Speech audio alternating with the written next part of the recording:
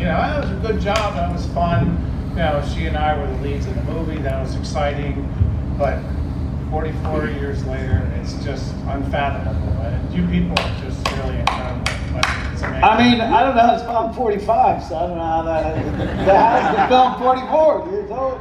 I was 12 when I It dates you. God damn, it dates you. And it does. you can't lie. Well, how old were you when you did that film? I just don't know. I was young. So, it's interesting too, the collection of people that worked together on certain films, because you had a little film called Last House on the Left, filmed in 1971, released in 1972, directed by Wes Craven, produced by Sean Cunningham, and Steve Miner also worked on that film. He did? He worked on Last House? He did, yeah. And it was how this little film that was released to such controversy and censorship, years later, brings out Jason and Freddy from Sean Cunningham and Wes Craven. And it's this little film that started in 1972. Why was there so much controversy about Last House on the Left? That's Oh, you guys know why? it's a bit of an intense film. Why? What happened? Well, I can answer that. Feel comfortable? You can answer that. Go ahead, answer it. Speak up. It brought Grindhouse cinema to the forefront. Grindhouse cinema was not popular before Last House on the Left. There was no light shed on it, and then when Last House on the Left was pretty much a Grindhouse film. So, It's a little rapey. Yeah, a little. Oh, rapey? That's the answer. Is that what you meant? Yeah. That means they're rape victims in the story. It's a disturbing film. Very disturbing film. There was nothing like that shown in America. It was that when Wes Craven, like, their names became well known from that movie, not for the best reason, but then they both went on to direct films, and that was where Sean Cunningham did Friday the 13th, and Wes Craven eventually did Nightmare on Elm Street. And I just thought it was an interesting connection that Friday Part 2 was directed by Steve Miner, who also worked on that film, the Jason connection in Connecticut, and then how Wes Craven went on to create Freddy Krueger. And then eventually we had Freddy versus Jason. So it's kind of where these intersections are. It's a small family, you know, it's all interrelated. Exactly.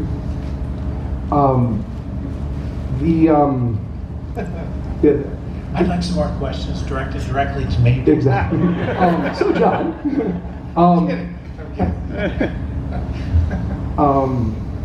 have you ever told stories around, with people around the campfire before the Friday Part 2? What do you think? Oh my God. Ask if he's ever slept outside. Had you ever slept outside before the movie? No. Oh, well, I think I went camping once. No. That's understandable. I mean, What did Woody Allen used to say? Woody Allen goes, I'm in tune with nature.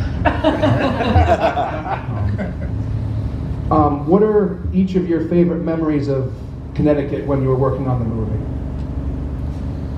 well, I thought the town was a really cute town, and we stayed like in it was a campgrounds. We had little houses and stuff. So they're called Cabins. cabins. Did those? I don't even know if they all had individual bathrooms. Did they? Did you have No. individual bathrooms? I don't even remember. I think they. Those might are have. called latrines. I like the lake. We had a great so lake much for there. it. Yeah. And there's boats going around, and I thought, my God, you're young and you're in a bunch of cabins with a lot of young other kids. It was like camp. Yeah. No? Yeah. Yep, North Spectacle Pond up in Kent. Yeah. Yeah. Beautiful area. Yep. In the last couple of years, because the lawsuit pretty much has been resolved, but it was nice to see that when they could make Friday the 13th the game, that they tried to include as many of the Jasons as they could.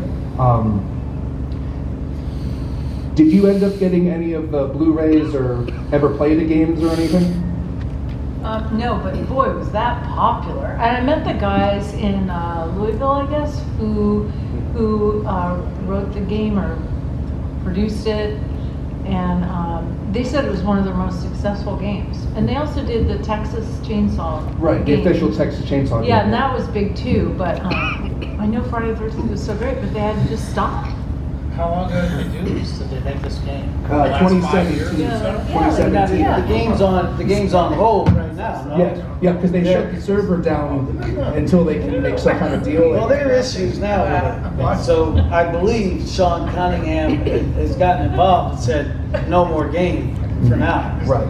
Because I believe that the Crystal Lake series on Peacock is the next project that's in production now. I think they finally got the ball rolling, but then hopefully there'll be a But they new film. can't have Jason involved in it. Right, yeah, it's supposed to be like a prequel with So I young. don't understand. Yeah. And the grand thinking, how do you put a brand on hold for more than 10 years?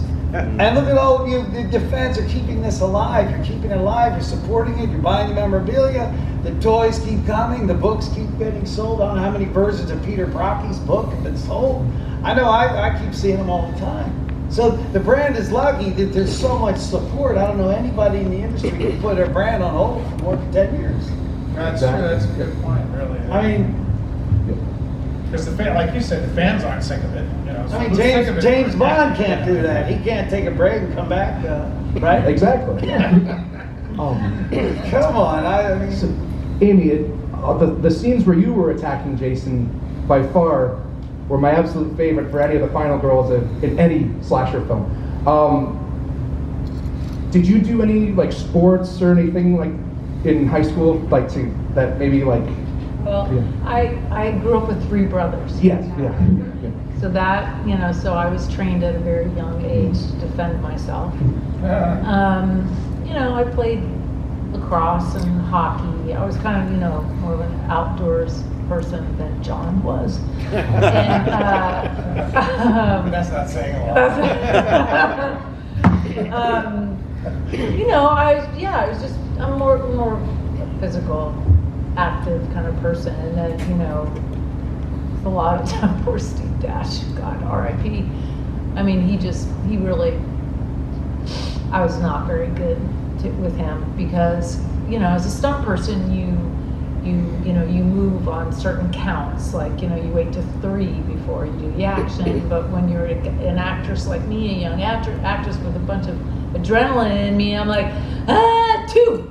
And so I cut his finger, I kicked him in the nuts, I put the machete through his finger, I kicked him in the ribs, poor guy. But he loved it. And I remember Steve Miner, that one time where I put the machete through his finger, I felt so bad because it wasn't a prop machete during that one scene with the sweater. I lifted up and came down. I felt so bad. And Steve Miner, don't worry about it. Steve Miner said, don't worry about it. They love it. Some people love that. And They love going to the hospital. and he went to the hospital with the prosthetic through the machete through his shoulder, and he just walked in going, hey, to the nurses. And so he loved it, but it was kind of scary. So Warrington, the window scene. How many takes did that take to get done? I mean, as I recall, it was a minimum of 10 because in that time frame, you didn't have a digital monitor to look at what you just did. You might have had a Polaroid camera running around, but We did it What- 3 different times. My memories, I did it about 10 times, kept coming and coming. The first time I tried, I didn't get through the window because they had scored the boards a certain amount. Anyhow, so then that had to get reset. And then, they went on until they got the shot they wanted.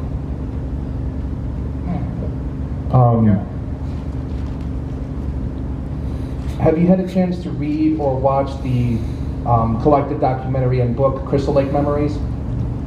The Peter Brack Yeah, book? yes. Yeah. Yeah, it's great. Yeah. It's fantastic. I've looked at it, yeah. That was nice to see too because I it was. looked at it once when I was out camping. So never. Yeah.